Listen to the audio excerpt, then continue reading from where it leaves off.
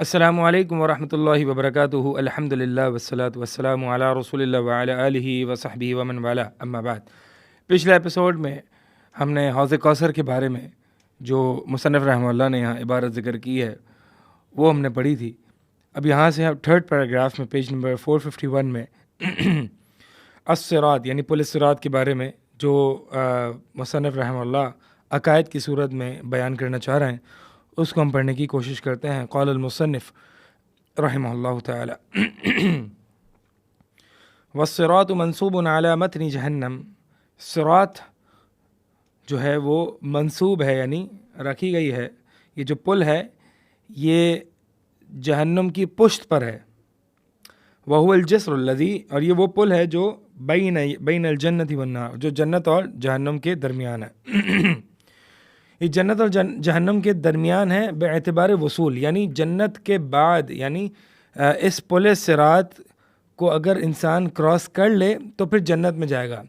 یعنی یہاں پہ لٹرل سینس مراد نہیں ہے کہ جنت اور جہنم کے بیچ میں جو ہے وہ پل ہے، یہ مراد نہیں ہے، کیونکہ جنت اور جہنم جو ہے وہ ظاہر سی بات ہے، جنت عالی ہے، آسمانوں میں ہے، اور جس کی جو جنت سب سے اعلیٰ جو جنت الفردوس ہے، جس کی جو چھت ہے یعنی جو عرش رحمان کے تحت ہے، اور جو جہنم ہے وہ تو ظاہر سی بات عالی نہیں ہے۔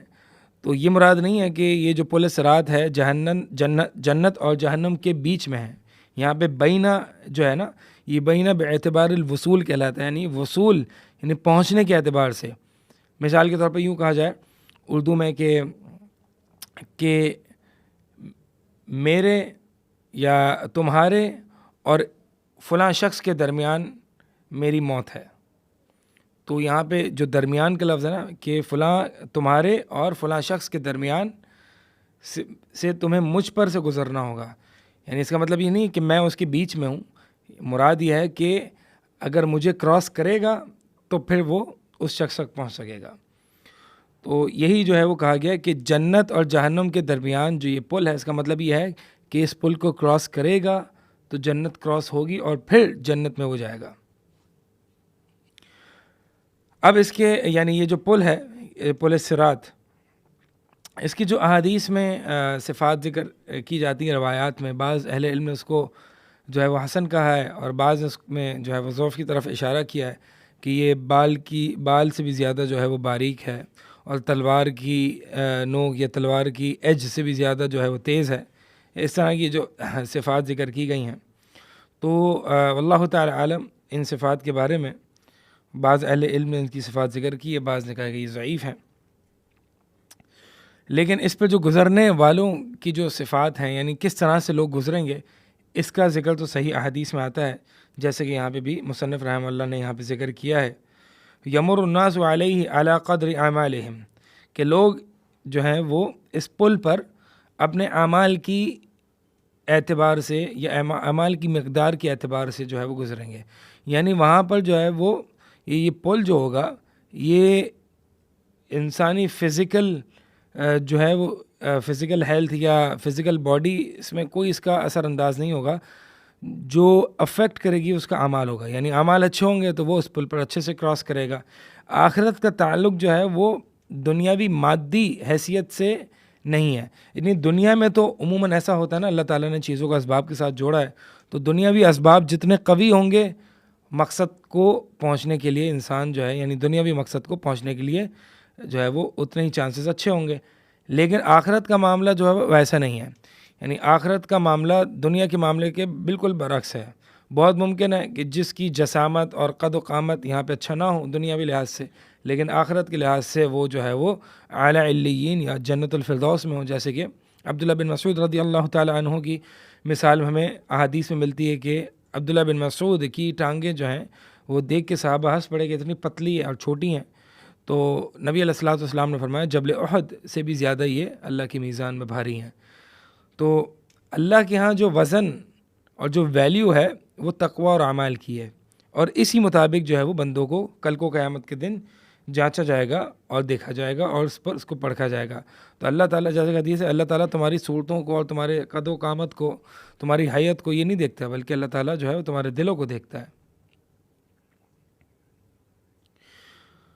تو فرمایا کہ کچھ لوگ جو ہوں گے مطلب لوگ اس پر اپنے اعمال کی مقدار کے مطابق جو ہے وہ اس کو کراس کریں گے.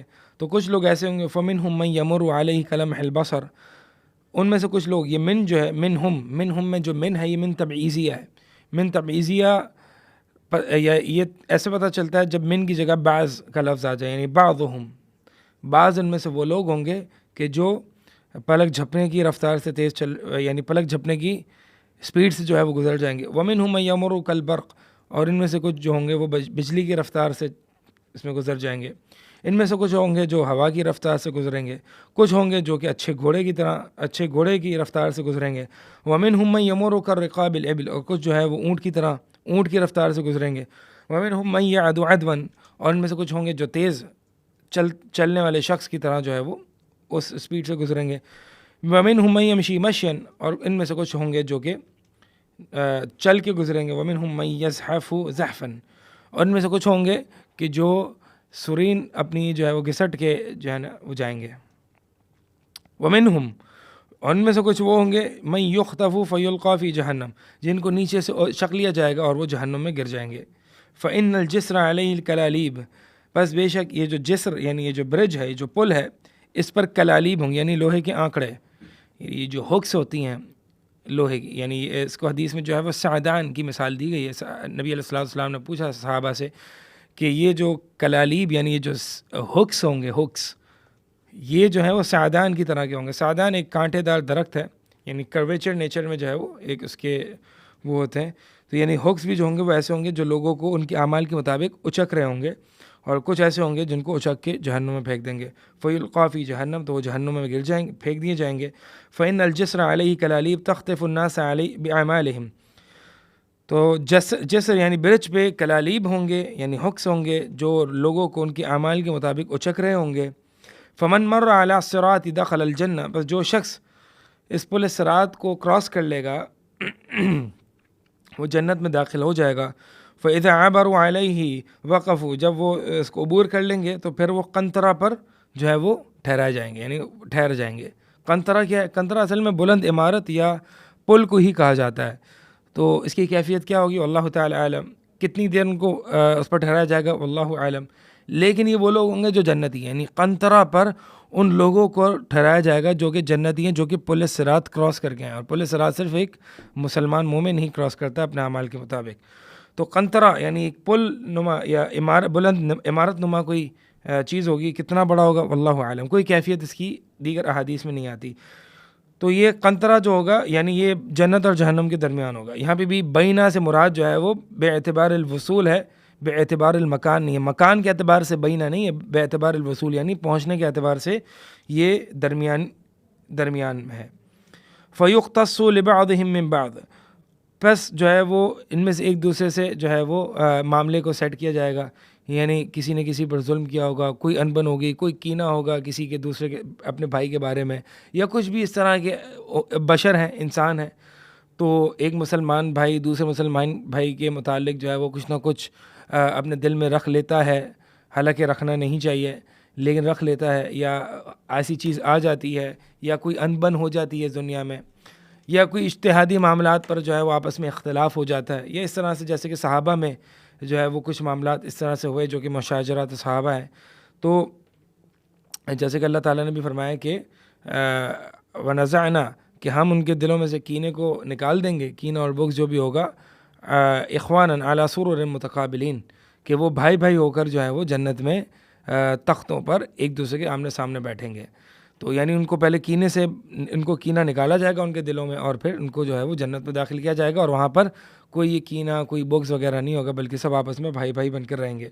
تو یہ قنطرہ پر جو ہے وہ روکا جائے گا، ایک دوسرے کے آپس میں مظالم انبن یا جو بھی ہوگا تو ان کو جو ہے وہ اس سے صاف اور پاک کیا جائے گا. اذن لہم فی دخول الجنہ، پھر اس کے بعد ان کو جنت میں داخل کیا جائے گا. یہ پل صراط جو ہے وہ پل صراط ان مقامات میں سے ہے کہ جہاں پہ نبی علیہ الصلوۃ والسلام کی ایک حدیث آتی ہے کہ صحابی نے پوچھا یا رسول اللہ کل کو قیامت کے دن ہم آپ کو کہاں پائیں گے؟ تو اللہ کے نبی علیہ الصلوۃ والسلام نے فرمایا حوض علی الحوض، حوض کوثر پر. اگر وہاں نہ ملوں تو میزان، اور میزان جہاں پہ نیک اعمال اور برے اعمال تولے جا رہے ہوں گے، اور اگر وہاں پہ بھی نہ ملوں تو پھر پل صراط.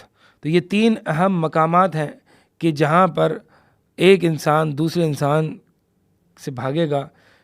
ایک بھائی کو اپنے بھائی کی فکر نہیں ہوگی، باپ کو بیٹے کی فکر نہیں ہوگی، سب کا جو ہے وہ اپنا نفسہ نفسی کا عالم ہوگا. لیکن وہاں پہ نبی علیہ الصلوۃ والسلام اپنی امت کے لیے جو ہے وہ ان 3 اہم مقامات پر کھڑے ہوں گے اور اپنی امت کی خیر خواہی کر رہے ہوں گے، اللہ تعالیٰ سے دعا کر رہے ہوں گے. اور انبیاء علیہ السلام جو ہے سلم سلم کہہ رہے ہوں گے، اللہم سلم اللہم سلم. یہ نبی علیہ الصلوۃ والسلام بھی کہہ رہے ہوں گے کہ اللہ بچا لینا، اللہ بچا لینا. یعنی یہ وہ 3 اہم مقامات میں سے پل صراط ایک مقام ہے کہ جہاں پر جو ہے وہ کسی کو دوسرے کا ہوش نہیں ہوگا اور سب کو اپنی ہی پڑی ہوگی. اللہ تعالیٰ سے دعا ہے کہ اللہ تعالیٰ ہمیں اس پل صراط سے جو پلک جھپکنے کے برابر ہے، اللہ تعالیٰ ہمیں اس اسپیڈ سے جو ہے وہ گزار دے. دعا جب بھی کرنی چاہیے اعلیٰ چیز کی، اچھی چیز کی کرنی چاہیے. انسان کو یہ نہیں سوچنا چاہیے کہ میں کتنا گنہگار ہوں. گنہگار تو ہم سب ہیں، لیکن دعا جب بھی کریں نا تو ہمیشہ سے اونچی چیز کی کریں. اللہ تعالیٰ کی رحمت سے اور اللہ کے فضل سے نا امید نہ ہو. اس کا مطلب یہ بھی نہیں کہ انسان اعمال کو چھوڑ دے، اعمال چھوڑ دے اور پھر اللہ تعالیٰ سے اونچی چیزیں مانگ رہا ہے. یہ امید نہیں ہے، یہ تمنا ہے. تمنا اور رجا عربی میں امید کو کہتے ہیں. تو تمنا اور امید میں یہی فرق ہے کہ امید تب لگائی جاتی ہے جب عمل بھی ہوتا ہے، عمل کر کے امید لگائی جاتی ہے. اور تمنا تب ہوتی ہے کہ جس پہ پیچھے عمل نہیں ہوتا، بس تمنا ہے. تو قرآن نے اور حدیث نے ہمیں رجا یعنی امید کی تعلیم دی ہے کہ ہم اعمال کریں اور پھر اللہ تعالیٰ سے اچھی بلند سے بلند جو ہے وہ خواب کی تکمیل کے لیے امید لگا کے بیٹھیں. ان اللہ کے نبی علیہ الصلوۃ والسلام کی حدیث ہے، ان اللہ لا يحب معالی الامور ان اللہ يحب معالی الامور، کہ اللہ تعالیٰ جو ہے وہ بلند معالی عالی سے ہے، یعنی بڑے عالی امور کو پسند کرتا ہے. وَيَكْرَهُ صَفْصَافَهَا، اللہ تعالیٰ جو نیچے چھوٹے خواب اور کام اور گولز ہیں ان کو ناپسند کرتا ہے. جیسے کہ نبی علیہ الصلوۃ والسلام نے فرمایا کہ جب بھی تم اللہ تعالیٰ سے سوال کرو تو اللہ تعالیٰ سے جنت الفردوس کا سوال کرو. جنت الفردوس سب سے اعلیٰ درجے کی جنت ہے. تو انسان کو نا امید نہیں ہونا چاہیے، بلکہ تو ہم نے یہ جو دعا مانگی کہ اللہ ہمیں اس اسپیڈ سے اس پل صراط پر گزارنا کہ جو پلک جھپکنے کے برابر جو ہے وہ لوگ گزریں گے. آگے فرمایا وَأَوَّلُ مَنْ يَسْتَفْتِحُ بَابَ الْجَنَّةِ محمد صلی اللہ علیہ وسلم، کہ سب سے پہلے جو ہے وہ سب سے پہلے جس کے لیے دروازہ جنت کا کھولا جائے گا اور جس کو اجازت دی جائے گی جنت میں داخل ہونے کی، وہ نبی علیہ الصلوۃ والسلام ہی. جیسے کہ حدیث میں آتا ہے کہ آپ صلی اللہ علیہ وسلم جنت کے دروازے پر آئیں گے اور اجازت طلب کریں گے تو اندر سے پوچھا جائے گا کون، تو جواب دیں گے محمد صلی اللہ علیہ وسلم. تو آپ تو اندر جو فرشتے ہوں گے وہ کہیں گے کہ بکا امرتو، یعنی آپ کے لیے ہی حکم تھا کہ آپ کے لیے کھولوں.